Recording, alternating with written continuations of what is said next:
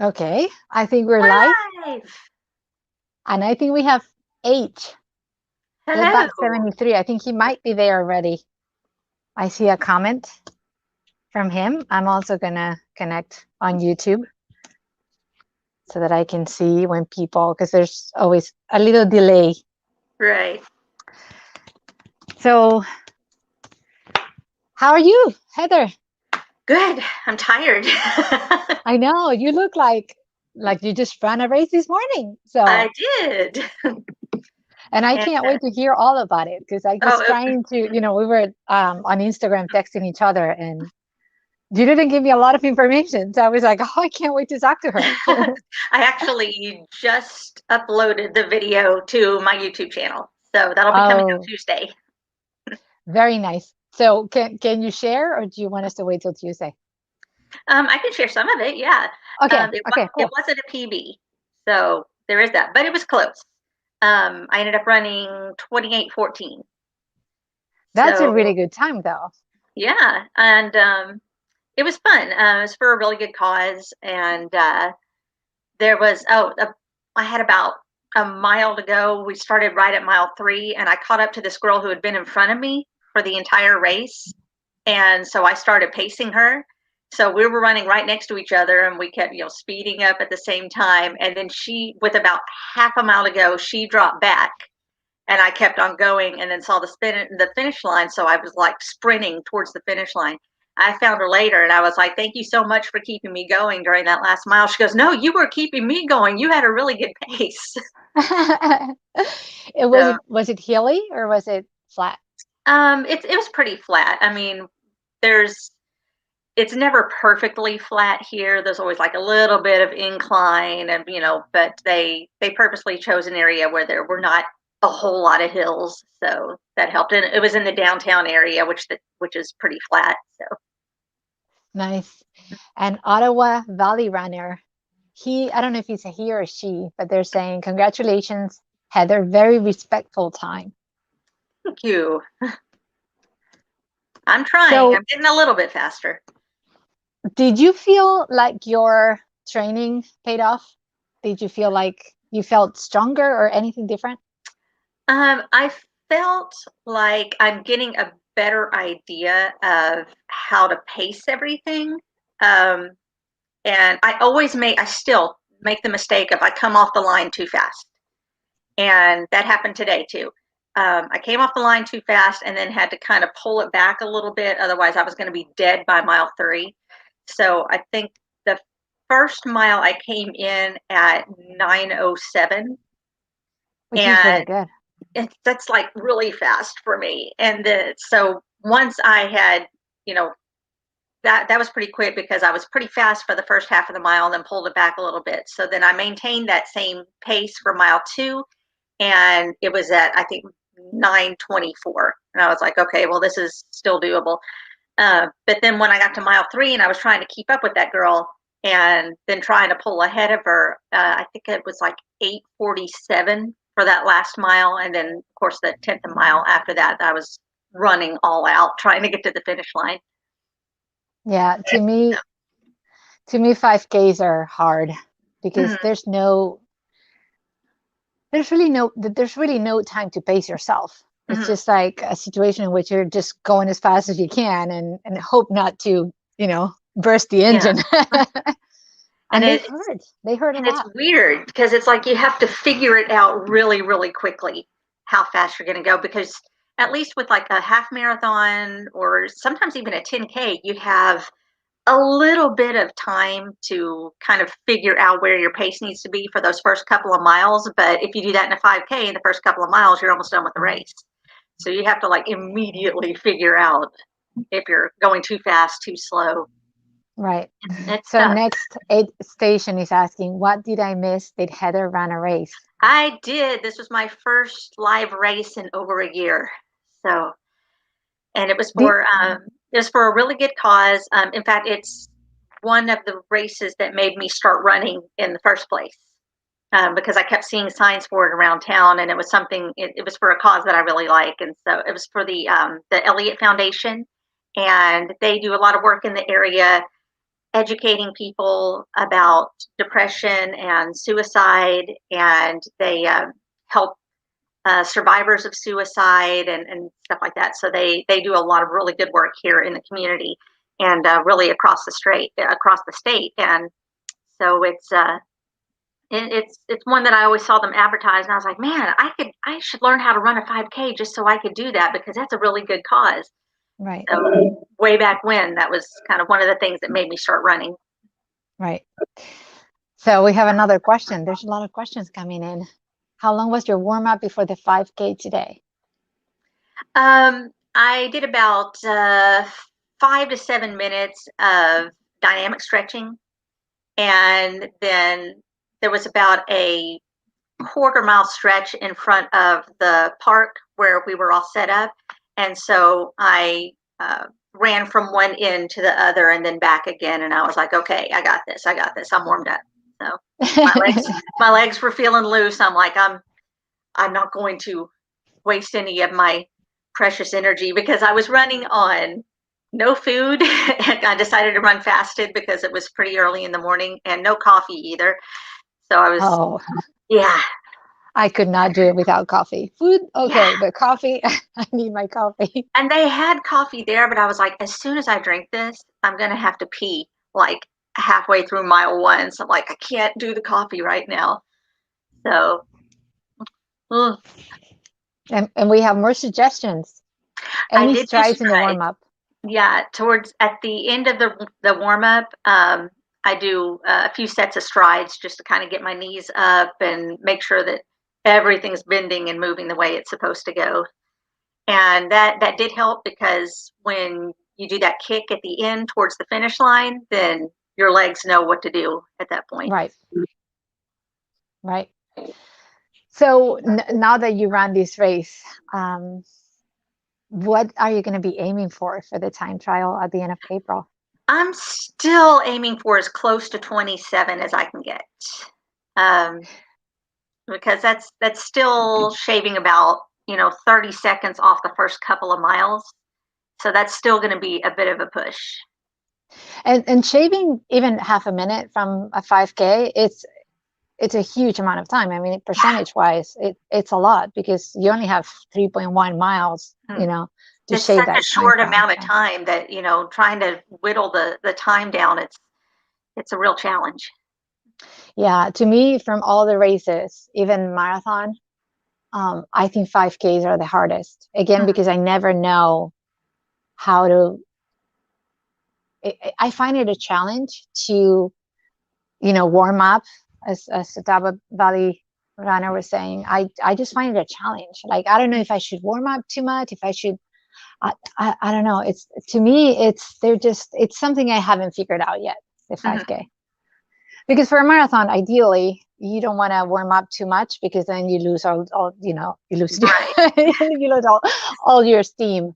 But with a 5K, it's completely different, because obviously the distance is not. So there are people that, when I've run 5Ks myself, you see them like doing laps, or like truly running probably another mile. So and it's hard, because it's just trying to figure out where that pace is, where you're not uncomfortable, like not completely uncomfortable, but enough so that that you're pushing for it, and knowing that it's only 3.1 miles and you should be able to last to the end.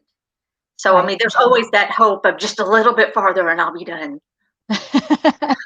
Yeah, I've heard of people like tasting blood in their mouth when they're doing like an effort, and that has happened to me, I think, twice only in my running career. So yeah, it happened to me in a training run recently, and it was like the weirdest feeling, because it's like, wow, why am I tasting blood? Like, and then I was like, oh, okay, wait, this happened to me once in a half marathon. Like, yeah. So if anybody knows why that happens and they want to, make a comment, it's probably, I'm gonna guess, it's probably, you're burning too much, I don't know, lactic acid or something like that, and then that metallic taste comes on your mouth. But yeah, to me they're hard, and I am actually getting pretty nervous about this time trial.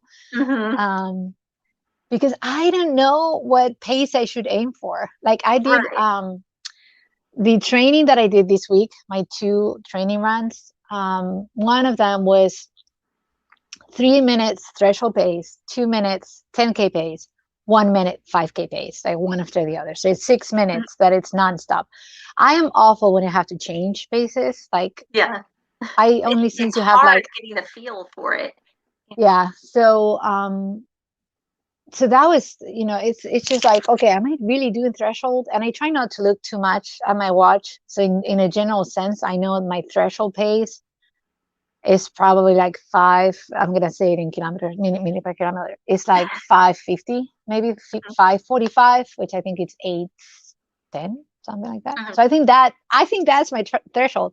But sometimes I like go much faster. So to me, it's that perception of that threshold is what I never get right. And then I am afraid I'm gonna go like all out and then just like Yeah. like, okay, I need to because in a 5K, if you have to stop for whatever the reason and you walk 100 meters, Mhm. you are like you could be throwing there a full minute. Right. Whereas in a half marathon, you have a chance, even if you walk, you have a chance to pick it up later, like you can recover from that. But in a Yeah. 5K, there's no time to. I'm Because probably thinking about it's this too only much. 3 miles, so it's like, oh, I'm almost done. So Right. It's only a time trial though. So I'm probably just like getting too nervous for, you know. But yeah, I am super competitive and that's I think that's an issue sometimes. Like see, on Tuesday, I'm doing a 1 mile time trial. I haven't done one of those in probably about 8 months or so. And the last time I surprised myself because I ran, I think it was like an 8:30, and for me that's fast because I wasn't aware that I could go any faster than 9. So that was a surprise. So we'll see what happens, especially after having run a 5K. But I'm giving myself a couple of days to recover before I attempt a time trial for that. So we'll see how fast I can go on that. But that'll be in the next video update that comes out. Very nice. Yeah, there's a challenge going around that's 20, how fast you can go in 20 minutes and 21 seconds from Dan runs. Right. Yeah, I wanted to tackle that one at some point before you start training for the marathon. Mm-hmm. So, because I think that's fun as well, just to see how far you can go in 20 minutes and 21 seconds. But I've never run a mile, like a mile time trial, never. Do you use that information to like as a springboard for like your training runs, or what do you do with that? Um, a lot of times I've just done it before out of curiosity, just to see how fast I could potentially do a mile. But once I kind of have that time in mind, I can add some time to it and then figure out about how long I could potentially do 3 miles, if that makes any sense. Right, Yeah. right. I know there's I think it's actually part of the Run Walk Galloway program. You can do the Mhm. Magic Mile, which is, Right. you run the mile and then you use that information to factor in at one, like your pace for the marathon, for the Run Walk. Right. Um, I really, I can't say that I've never done it. I don't know how it works, but I was just wondering if you use it for something. When I was training for Philadelphia Marathon, I used Mhm.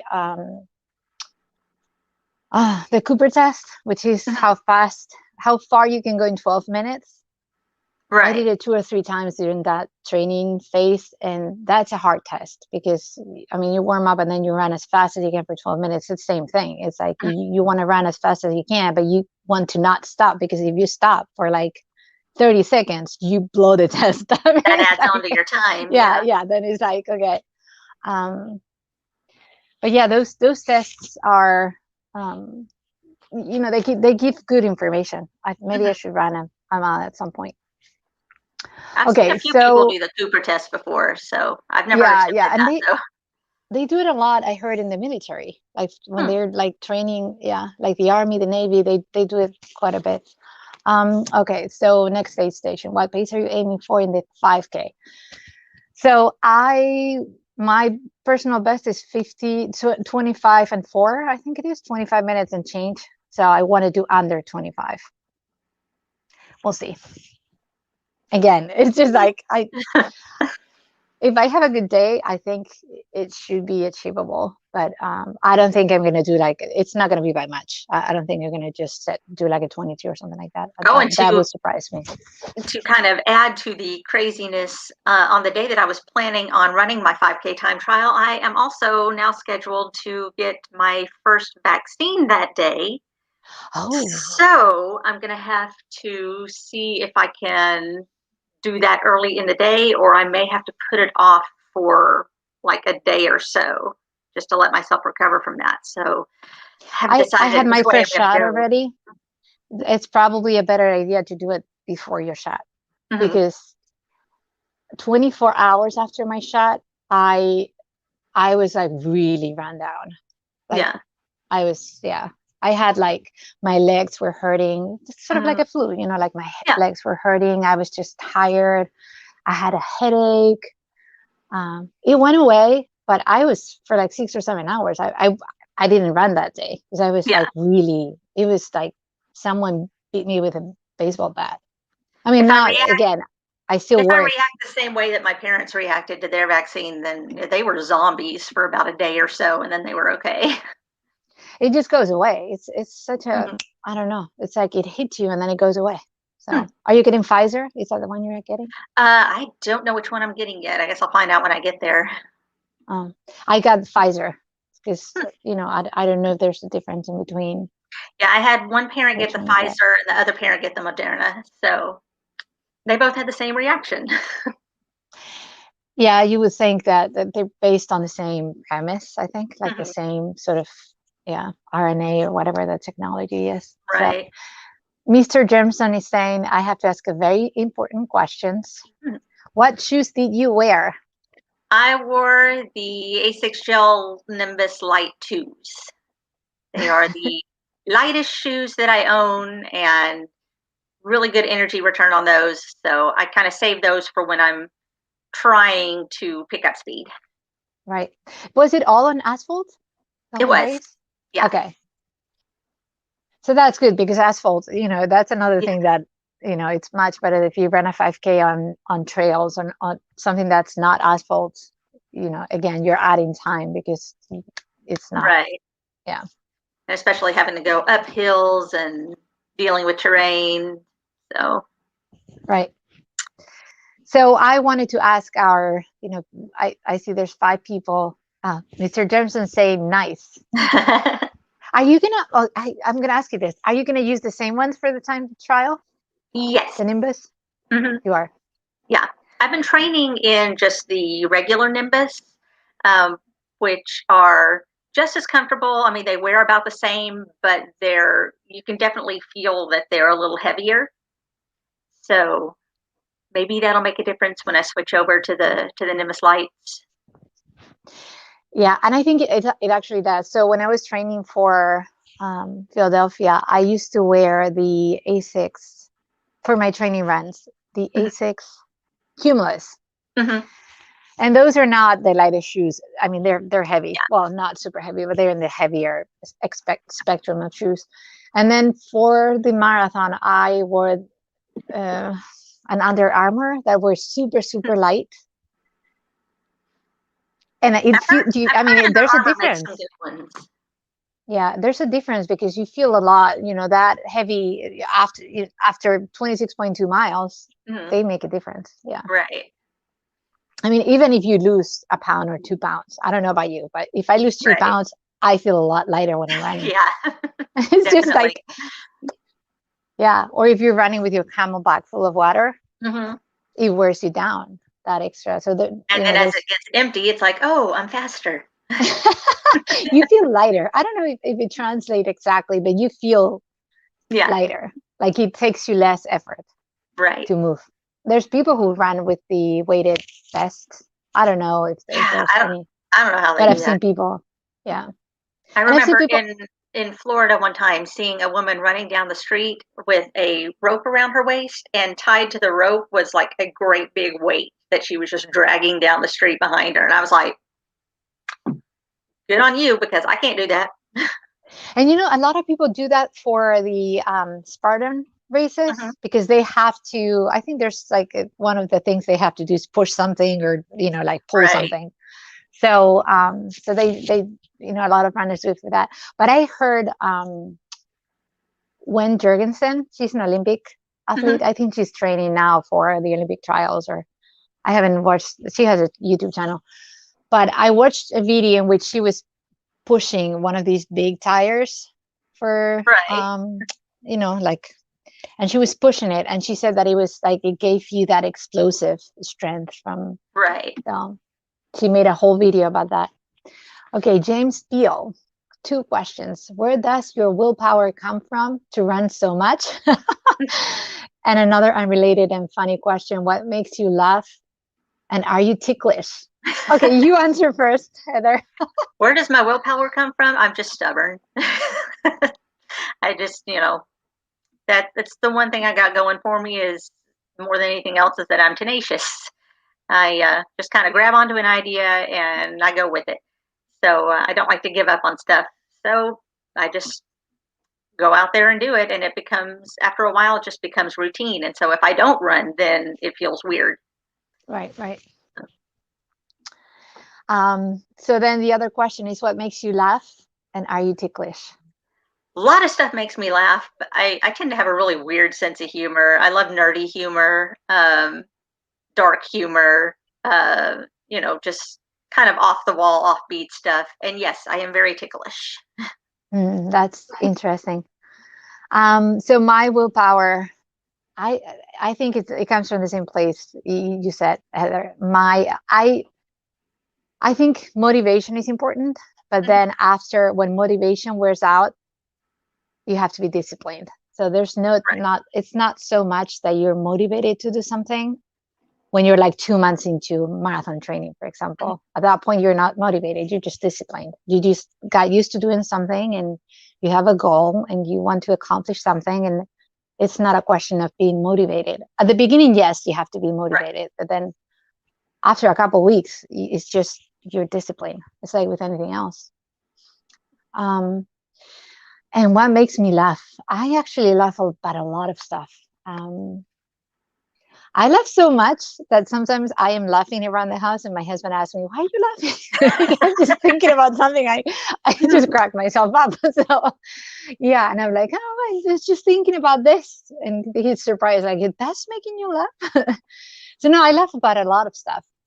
I have an easy sense of humor, like anything makes me laugh. Yeah. But I am not ticklish, actually. I'm not ticklish, not my feet. No, not my belly.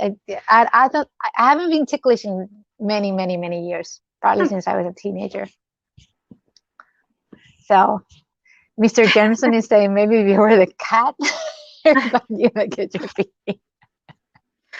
It comes Anything with could it. help at this point. Well, they're not aerodynamic though. Right. If there's wind. With a little bit of wind, they'll just go, whee. Yeah. I mean, if they push from behind. And then Laura Hi, saying, hey, Laura. ladies, are you running these days, Laura? I know she was running quite a bit before, but Laura, I don't know. you're picking Couch to 5K back up, right? Oh, thank you. Yeah, I like your headphones too. They're pretty Oh, neat. thanks. So what types of, like, let's talk more about how we're training. What types of, how many interval trainings do you do per week? What I've been doing for the first 3 weeks is I have 2 days that I'm focusing on the 5K, and on one day it's intervals. And I've been stepping up just over the course of the past few weeks, how many intervals and how long they are. And for recovery, it used to be I'd allow myself to walk to recover, and now it's no walking, only jog to recover. And then on the other day of training, I run just a 5K, but I have to pick up the pace more than I did the last time. So and it's usually like not much, but once you do that long enough, it'll add up. But Right. this week, in lieu of intervals of like set intervals where I say, okay, 90 and 2-minute recovery, instead of that, I had a fartlek run. So I was still getting the speed intervals in, but I had a lot more control over when I was going fast, how long I was going, how long the recovery was, because I knew that I had a 5K coming up and I didn't want to be just have my legs be completely dead before I do that. So still getting the interval training in, but just in a looser fashion. And this week, instead of, like I said, normally I would do a 5K. This week, instead of doing the 5K, I'm going to be doing a warm up, a 1 mile time trial, and then a warm down, and see what I can get from that. So that's kind of what I've been doing so far. Right. I've been following the Garmin plan. Do we have an echo, guys? I don't know if you can tell us because I was feeling like an echo before. I was doing 2 minutes fast. I think this was, so I'm just following Garmin 5K, they have a 5K plan. So the only thing I did is this past week, I substituted one of the Garmin runs. So I do two a week. I substituted one because I ran out of day. So it got dark at the end of the day. I couldn't get out to run and I needed to put it in. And I was like, okay, I'll just hop on the treadmill. So then this past week, I did one from Zwift. Which was like really, really hard. Zwift, all the workouts in Zwift are super hard. I don't know why. They feel hard and they are very hard. Like they are, yeah. You feel like your legs are dead the following day. But Garmin does a lot of like on Tuesdays, it's more like your standard track day. So you do 2 minutes fast and then 1 minute recovery. And then you up the 2 minutes. So the first week it could be 6 times. The second week is 7, then 8, 9. So it ups the repeats.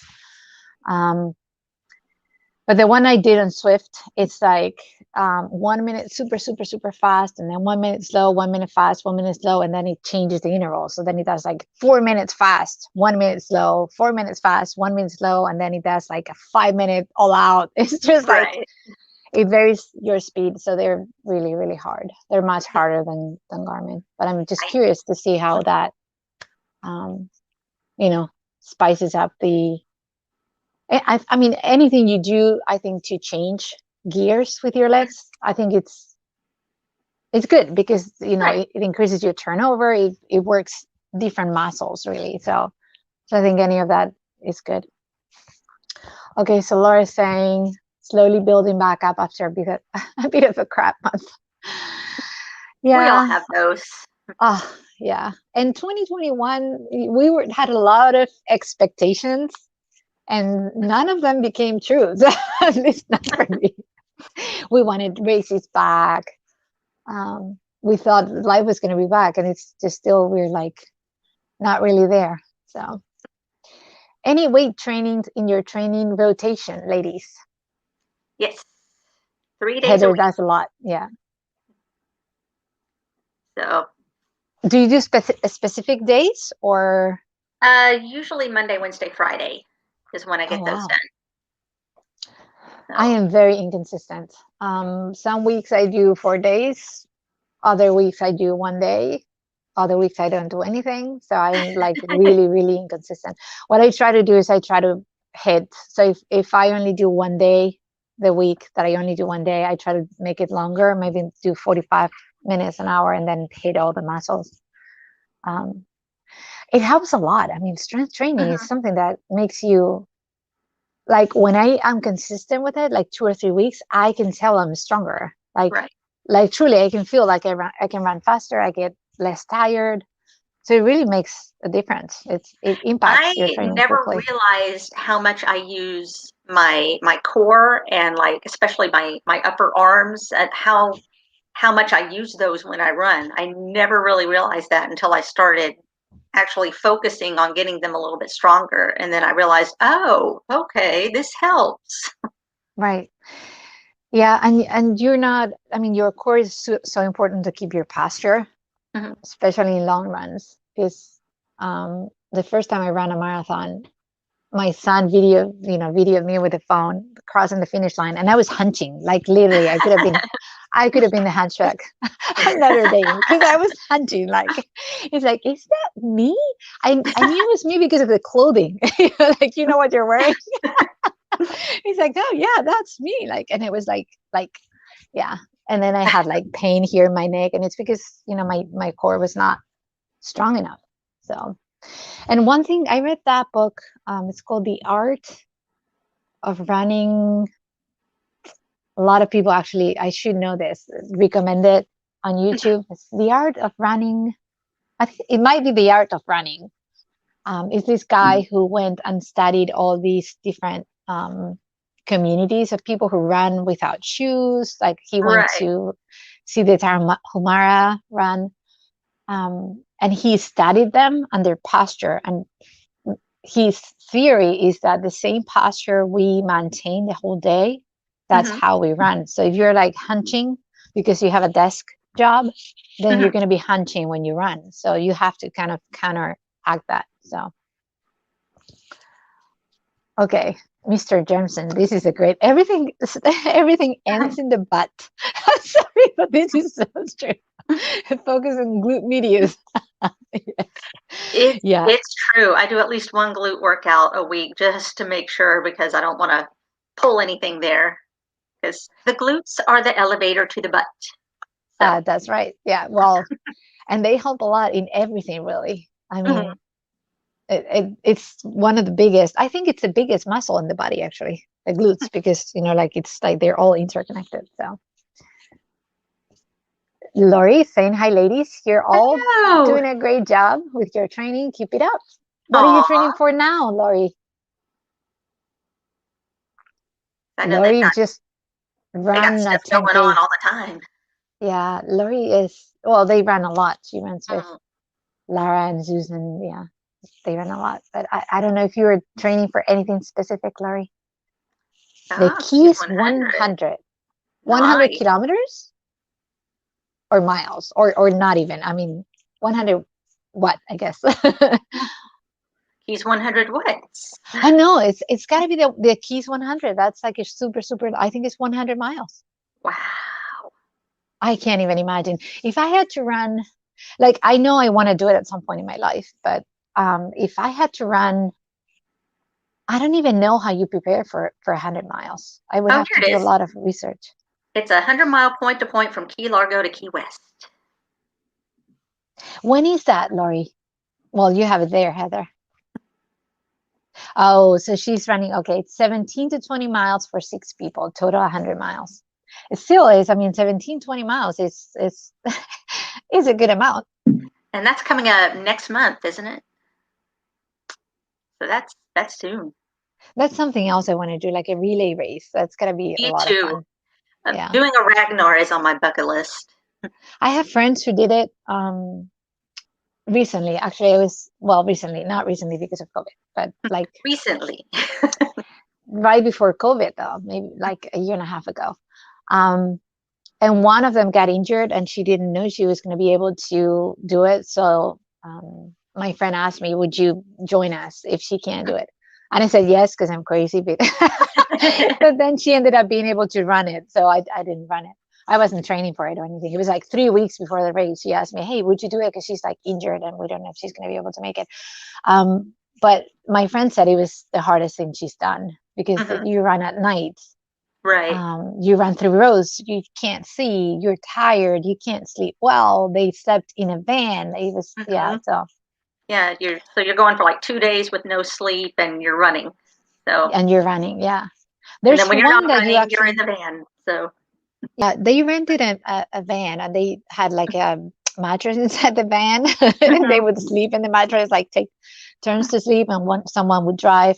Right. There's another one local here that actually it's like around a campsite, so you can have your tent and sleep in a tent, which is a better situation than They have one Obviously, of those in Texas that I'm looking at doing possibly at some point if they ever yeah. open those back up again. Oh, they will. Yep, that's what we're doing. Yep, May 16th, she's saying, the race is. Good rent a luck with that, van, Lori. keep running, and that's fun stuff. Yeah. So how do you decide who runs what portion, Lori? Do you take like straws and the one that takes the biggest one picks first and all that? How do you decide that? I'm curious And because I that's know with Ragnar they have each leg set up, and it's like here's what the number of miles that leg one will do. They do this many miles, then this many miles, and then this many miles on their third one. And so a lot of times people will just kind of first come, first serve on whatever leg they want. right. I just wonder if you have to sign up for a leg and then you can't miss it. See what I mean? Because if Yeah, you're, for example, if you're tired, you're not feeling well, you could tell some of your friends, just run this one leg, I'll run the next one. I don't know if that's something you can do or not, if it's like written, like set in yeah. stone. Oh, she's saying it's going to be random. We don't care, but I know Lara wants to go first. Some And people want to Lara go is, first, and some people want to finish. So yeah, and I can picture Lara wanted to go first because she's like, okay, let me get it done. She's like very take charge. Yeah, in a good way. But yeah, I could picture her going first. yeah, So who's running it? With the Texas Trail Ragnar, it's like there's 3 loops that you do. There's a hard loop, a medium loop, and an easy loop. And I'm like, I want whatever leg does the hard loop first, so I can get that out of the way. Right. So I was asking Laurie who's running because I know Lara is running with her, but I imagine Susan is probably also running. Who else is running with you, Laurie? Do you have guys in your group? Because I think there's like one gentleman in their like group of people. Mhm. Yeah, the rest is ladies. So yeah, that's one of the things I want to do, a relay race. The Philadelphia used to the Love Run in Philadelphia, it's a half marathon and an 8K. But I think the first and the second year they did the race, it was half marathon and then half marathon with relay. Mhm. So it would be 6 people. But I think they only had it like the first and the second year, and I can guess why they didn't do it anymore. It's because obviously it's in a city and they had people being taken to the next place in minivans. So it Mhm. was probably a lot of organizing and moving the vans around the city and all that. So there you go. I was wondering if the husbands were running. Lara and her hubby, Susan, and her hub Mark, and her friend Patricia. So it's 2 guys, 4 women. Yeah, it's great when the That's fun. husbands run. My husband doesn't run, so I mean he can run, but he just doesn't run. Yeah, I know. I've seen Yeah. Mark in your videos before. We have an ultra runner guy that makes cameos sometimes, and Susan's husband Mark can be cited in our videos here and there. Yeah, yeah, it's fun to run in a group. Yeah, I wish I had more. Well, now with COVID, everything is because there's a group of runners here that it's the beer runners, so they meet Mhm. Monday nights. And they've invited me in the past, and I never, it never really, I was never able to go because of my schedule. Mhm. Um, but I hope when things open back up, I can actually run. I That was had one to. thing It that was was really it nice. It's seeing other runners today. I'm like, oh, I'm not the only one doing this. Great. right, right. Yeah, I when I ran my half marathon in October, Mhm. the Race Faster half marathon, which was like all taking, like COVID, like we had to run with our masks and put on your mask when you're done, and you couldn't have spectators or anything like that. It felt good, but it felt weird at the same time Mhm. because you want that experience of, shoulder to shoulder people. Even if Yeah. it's a small race, it's like usually you all go out at the same. I don't know. It's like even if there's corrals, it feels you don't feel alone. Whereas this, when I ran that half marathon, they space you out. They Mhm. had dots on the ground, so yes, it felt great, but at the same time, it's like this is not. it. Yeah. Yeah. So it Well, feels there were about 300 runners that were out there today, and that's a lot. That's uh, awesome. oh yeah, they were really happy about the turnout. But I'd say maybe 5% of the people there were wearing masks, and that was kind of weird. So I was wearing mine and just popped it down when I crossed the start line and popped it back up when I crossed the finish line. So and then Right. took it off later for pictures because they were taking pictures of people. So Right. Yeah, it's really interesting to see how all different states are taking different precautions. mhm. Like still here, I volunteered for a race in, I think it was November. Was it November? No, it was February, I think. I volunteered for a race. And the organizers actually gave us masks. Like you Oh, could cool. not be at the table giving out the without your mask. They would like we had branded masks. It was super cool because they gave us a t-shirt and the branded masks. That's good marketing for the race.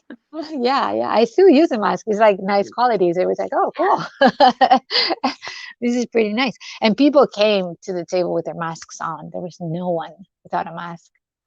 But I know in other places it's just like, things are a lot more casual. So I tend to think, I want to believe that when you're outside, Yeah, that you it's know, a little you, safer. yeah. And I mean, if you're going to use the porta potties anyway, Mhm. you could get anything in a porta potty. Right. I remember once I went into a porta potty. I was running on the Delaware Canal. There's certain Mhm. areas that have porta potties. So I went in the porta potty. It was so disgusting. I remember leaving the porta potty thinking, if I don't get the flu like from just going in there, well, 3 days later I got sick. Like it was like I was congested, like I had a It was cold, and it was porta like I got it in that porta potty because I remember thinking it's like it was so filthy. It's like you can't touch anything. It's like, oh my God, like trying to open the door with the elbow. It's like, oh, this is just like, Can I yeah. open the door with my mind? Oh, that would be nice. You know that I ran the Law for Marathon in Philadelphia. I had the GoPro here. Mhm. I thought I had turned it off, but I went inside the porta potty. I stopped when I was editing it. I had to edit it out because it's actually me going in the porta potty. I mean, it's just a point of view, but you can see like he was like, "Whoops! Oops. I thought I had disconnected that."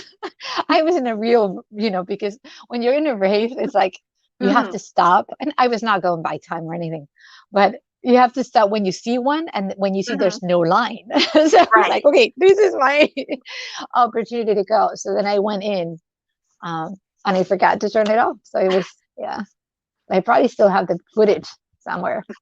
You had more important things to do. But then in the video, I'll put the link later because it's really funny because I was like, someone's gonna make a comment about this, but no one ever commented because I go into the porta potty Mhm. and I cut the video there Right. and then you see me going out of the porta potty. So it was like it Wait was for someone to obvious. say, "Were you filming the porta potty?" I did, but I left that on purpose. It's like, okay, going in, like opening the door and then And then going out coming again. back out. No Yeah. one ever noticed. Yeah, I was like, yeah, I filmed the whole thing as I was in there. So, yeah, Oh, I'm sure that's not the worst that has happened to, a YouTuber on a race. I'm sure there's I'm sure. much worse things. Yeah, I've left the camera on sometimes in like weird moments too, like when you're talking to someone or yeah. So, yeah. I actually filmed myself this morning. I put the tripod, um, and I just did loops and I Mhm. filmed myself. And it was interesting because then I was looking at the footage and I was like, I ran really slow. Like I thought I was going, like I thought I was flying, but no, in the camera. And of course, like you're going in front of the camera and it's not like That happened to me the so. other day. I was like, "My posture is really weird." Yeah, I was like, I need to pick up my legs more. It's like my stride is really short. Like, Yeah, but that's actually an important, it's a key point. Like when you see people running, especially on Mhm. Instagram, there's these people who Yeah, film them. They have someone on a bike, clearly, like right. filming themselves. And it's like, I want to be this person because you can see the legs like doing a circle. Yeah. It's like, how do you run like that? I want to run like that. But I do like a tiny, it's like, I Mhm. want that full thing, like I don't know, it's like the knee goes up and then it kicks back. Yeah, I have it's little really short neat. girl stride. Well, yeah, you got to do what you got to do. Yeah. I don't know that Like, you I'm can coming. increase it. Here I come. Okay. Yeah, Lori's saying it's just part of every race. The full race experience must include a porta potty. And one truth about the porta potty is you're going to get pee on something. Oh, You're, yeah. So it's one of yeah, those things you just have to accept. yeah. And if you go after a marathon, you know how you get in. Well, for a guy, it's a different, obviously, Yeah. experience. But for a woman, Hmm. once you have to put everything in its place, Hmm.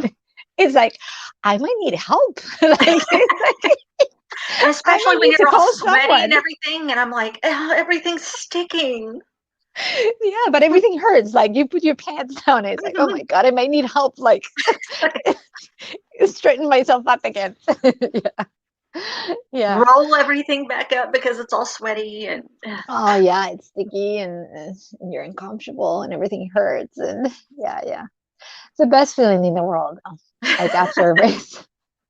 When you're like, okay, like right now, if someone says fire, you would just say, okay, I'm, whatever. Like, I'm going to I'm walk not going slowly anywhere. away from the fire. Yeah. Yeah. When I run Philadelphia, my husband and my son, you can't park in the general area where, all the runners. So I knew that I was going to have to meet them somewhere else. Right. So I told them to wait for me. It was 3 blocks from the finish line, but I knew they were going to be able to park there Mhm. to find a parking spot. So I went there. I called my husband. I was like, "Where are you? Like in which street?" And he tells me. And then I get there. My husband gets out, and my son gets out of the car. And my Mhm. son looks at me, and he's like, "Can I hug you, or am I gonna hurt you?" Because I guess I was walking like this. He's like, "Can I hug you, or am I gonna hurt you?" He was so cute, though. That's like a friend of mine, when she finished the Chicago Marathon, she put up a video that her husband took of, she's like got the blanket wrapped around her and she's hobbling towards the car. And her husband was like, "You ever going to run another marathon?" She goes, "No, never again, ever." And she's signed up for like 3 of them since then. So, Yeah, I knew after I ran my first, even running my first, I knew that I had to sign up for another one mhm. because I didn't have a good experience. I was like, this can't be the reason why people run Yeah. marathons. Like my experience can't be the quote unquote normal average Mhm. experience for anybody. There's got to be something more than this because this was not enjoyable at all. It's like I looked at people and go, okay, well, they're not dying and having a terrible time. So there's something I'm missing. So I got to try this again. Yeah. Yeah, my husband after that first marathon, my husband said, "So for your next," I hadn't even told him I want to sign up for another one, but he says, "So for your next marathon, I was thinking maybe you should run more, like run longer." And like I'm like, Maybe you should train for it. you were close to divorcing me because I was running too much. How am I gonna run more? Like, yeah. I mean, there's a lot of running when you train for a marathon. So Yeah, there's when are you so starting many your miles. yeah, when are you gonna start training for Um, Little Rock? well, it's actually kind of been an ongoing thing because I just it's been like a year long buildup of just a little bit more every time. So I should get up to my longest run before the marathon will be, I think, 22, 24 miles, something like that. But just kind of my longest run of the month, I just add another mile and a half to 2 miles every month. And then just lots of speed drills and just getting out there, making sure I can still do at least a half marathon and then just add on to that. Right, right. Are you going to follow like a structured plan, or are you going to put something together like yourself? I've just kind of been winging it. Right. I Yeah. have to say, like sometimes I wonder, should I get a coach? But then I'm like, no, because if I get a coach, then I can't do my own thing. Yeah. Like sometimes, I tend to follow like a structured plan of some kind, but then there are days that I'm like, I'm going to substitute this one for this other one. Like, why am I going to do And this? I don't plus, feel like doing if this. you look at a lot of the training plans that are out there, you see a lot of similarities in that there are Yes. this many cross training days and this many short run days and this many, easy days, this many hard days, this many long run days. And so you kind of figure out there's sort of a pattern, there's a formula to it. And from there you can more or less put together your own training plan.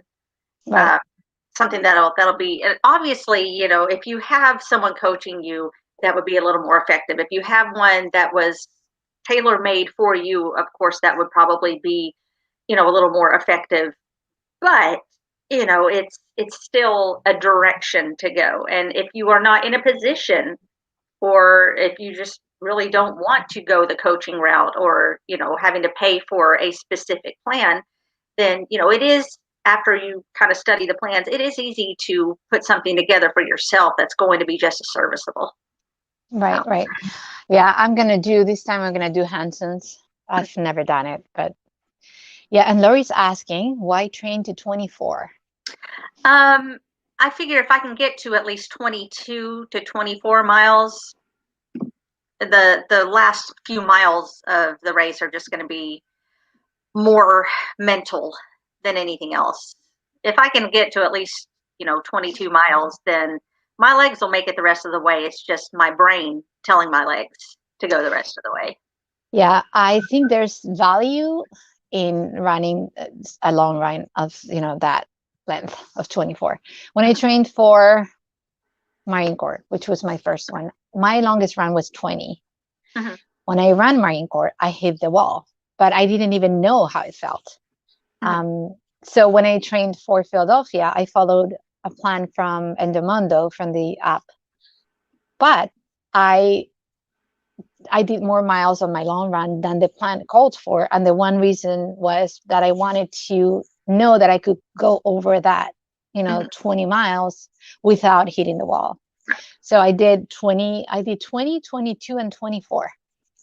And then I stopped at 24. So I Yeah, was see, like, okay, typically I'll hit my wall between miles 18 and 20. And I know as long as I can get past that, then, the rest of it should be doable. yeah, and it's interesting because it doesn't get better. Like these two marathons that I ran on the treadmill, obviously I had a lot more experience, and I still felt like I can't say hit the wall, because really hitting the wall is when you can't keep going, like Right. when you really have to walk. Yeah. And you start seeing like things in your eyes, like your blood pressure does weird stuff. So I can't say hit the wall, but I still felt like that, like that energy. Like in my mind, it's like I was sinking, like I was in quicksand. It's like, okay, I feel like I'm running, but like I'm sinking into the treadmill. It was like that weird. And then you get over it. But there's a lot of it is mental. So going to 24, it helped me. That's So, your body going, where is the glucose? oh yeah. And when you're on the treadmill, the glucose is right there. It's Right. not like you have, you have your goose and you have everything there. So yeah. Lori says 20 to 22 is pretty regular. The rest is probably in your head, which is, as we all know, a huge part of it. Yeah. I've Marathons are gotten mental. I've gotten in the past couple of years pretty good at playing head games with myself, trying to get myself past where I need to go. Yeah. And if you think something's hurting, it's going to hurt. It's like, yeah. Like if you feel like you have a nugget of pain somewhere and you focus on that one thing, it's Mm-hmm. going to hurt more and more and more and more. And there's going to be a moment in which you're like, okay, I have to give up. You have to just distract yourself and think about something else. Yeah. Hey, Chris is here. Yep. And he just ran 50K. Man, how Yay! are you feeling?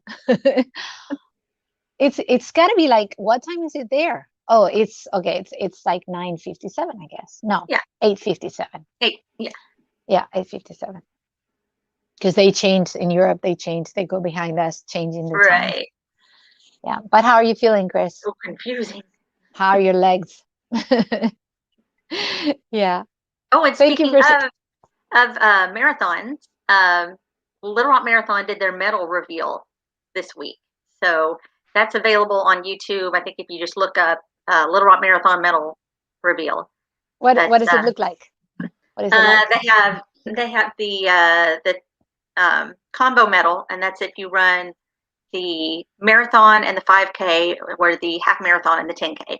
Then they have their 5K medal, the 10K medal, the half marathon medal, and the infamous marathon medal. And that's the one that Little Rock is known for. It's about that big, and wow. yeah, it's all glittery. It's all Alice in Wonderland themed. So it's very, very cool looking. Why Alice in Wonderland? They change the theme up every year. Last year, not last year because they didn't have one last year, but the last time they had it, the 1980s was the theme. One year they had a space theme. Anyway, they had a dragon theme one year. One year it was all based around candy. So they change it up every year. It's really cool. Very nice. I didn't know that. That's actually neat. They do that. He's knackered.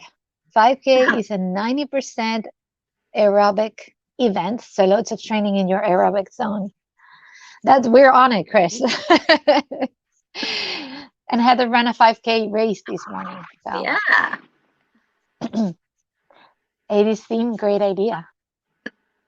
You know what I can't wait to do? Might sound really stupid. I can't wait to run another race in costume. Mm-hmm. Because it's so much fun to run in a costume. Yeah. That's like one of the reasons that I love doing Disney races is if you're not in costume, you're in the minority. Yeah. I can't. That's another thing I want to do. I want to do the dopey. Not the dopey, the goofy. I want to do the half and the full. The half and the full, yeah. I have friends that are going to do the dopey. I'm like, nope. No, thank you. I think the dopey might be hard. Well, for me, it's hard because I don't want to take a lot of time off from being without my family. I mean, it seems like 2 days and then you have to pick up your bib. So it's 3 days really that you have to be away, potentially 4. But if I do the 4, then it's like 6 days. It's like a lot of time to take off. Well, you have to pick up your bibs the day before you start running. So there's that day, and then there's the 5K on one day, the 10K on the next day, the half marathon on the next day, and then the full marathon on the next day. So plus then you figure in a couple of travel days. That's like a whole week that you're out. Right. Yeah. It's just a lot of days. So I think at some point I will do the goofy, but the dopey, unless I retire, which I'm gonna touch wood right here. I am so superstitious. And this is for those of you who don't know, in Spanish, you tocar madera. You touch wood, you don't knock on wood. So I always touch wood, even though it should be knock, but I'm touching because, I do want to do the full marathon because I've got unfinished business with that marathon. So yeah, and that's a good one to do as say I'm gonna beat my worst, like just run it for the sake of running it, and just take your time and you pay so much money for those races that I think I would love to just stop and get pictures and. You're really just paying for the whole experience. I mean, the medals are really, really good. And then, of course, you get your shirts for running. And then you're paying for, like, the opportunity to be out there with all those characters. And you get to run down Main Street and through the castle. I mean, that's just really cool. So right. And by the ball, the Epcot ball. Yeah. Yeah. So, I mean, it's the whole experience that you're paying for. Yeah. Yeah, that's on my list of things to do if they bring them back. I think so my theory was that Run Disney races would come back before others, but now I think I might have been wrong about that. I just think that they're going to take, there are a lot of races that are not going to come back. Right. Like all the rock and roll races, Philadelphia rock and roll, that was canceled forever. So I think they it did the was, same thing in San Antonio, I think. So yeah, I think they're going to cancel a lot of those just because. And if you look at the trend, there were less runners in 2019 than there were in 2018 than there were in 2017. So the trend was down already in the right. United States. So there was a boom. I think the peak was like 2005, 2006, and then after that peak, it was going down already. So it was. Right. I think it's a natural trend that some races just don't happen anymore. So very nice. So guys, if we've been talking for an hour. So let's see if people have any more questions about our 5K training. The time trial is the last week in April. And we still have to talk about whichever day you want to make it happen, Heather. I'll do it that day. I'm flexible. Yep. But yeah, if you guys don't have any more questions, I guess we're gonna say goodbye. And Chris actually said, "Loving the cat here headphones." Thank you. You should have it like a link. You should contact the company and just make it like, hey. I don't know. You know that I signed up once for that Amazon, the links, the magic links from Amazon. Yeah. And after 90 days, I get an email saying, you made $1. If you want to use it. And I was like, $1. I know I need to start saying, I need to start doing, well, everybody keeps telling me, you should do affiliate links with Amazon. I'm like, okay. It takes a lot, but you might, I mean, it might be different in your case. You never know. I mean, there's not an exact science for YouTube. Yeah. Oh, this is something funny. I'm going to tell this. So I did a couple of shorts the last couple of days. Mm-hmm. Last night, one of my shorts was pictured in the short shelf and it jacked up 1,000 views in like 30 minutes. Oh, so I kept refreshing and the numbers were going up and up and up. And it's like, oh my God, this is so cool. That's so and then awesome. It stopped. I woke up this morning thinking, well, maybe it hit the short shelf again and I just have 10,000 views on my channel. No, it just never happens that way. The Zombies Run app review, when we did that as a collab, and that video has hit almost 1,500 views now. So it's the most viewed one on my channel. Yeah, that video is really good. That video you made. It's fun. It is. They're revamping that whole thing too. The zombies. They are. I got an email. Yeah. Yeah, they were bought out by a Canadian company, if I remember right. So they're we should do another review. Like just use another adventure and just do another review. It's a fun app. I mean, it's the only thing is that it's to me it distracts me from. I mean, it's good and it's bad. It's good because it keeps you motivated because you're listening to the story, but it distracts you. So if you're running in a place where there's cars and you have to cross the street and stuff, it's distracting. Yeah. You have to either pay attention to the story or cross the street and then you're like, okay, what just happened? Is there a zombie behind me now? Or what always gets me is I'll be running along to the music portion of it and then it'll cut in with the part of the story and then at that exact moment, 17 people fire up leaf blowers, garbage trucks start rolling down the street, every dog in a 2-mile radius starts barking, airplanes start flying overhead, and then, as it all dies down, then I hear the app going, and that's the important thing to remember, 5, so let's get going. I'm like, I just missed the whole part of the story. Yeah, runner 5, pay attention to this. I was like, yeah, it's a fun app though, but I think you have to run it in the right spot. You have to be in a place where there's not a lot of noise and no, you don't have to cross streets. Or if you don't have to cross the street. Yeah. Stop at traffic lights and things like that. If you have the bone conducting headphones, it helps a lot. Yeah. Very cool.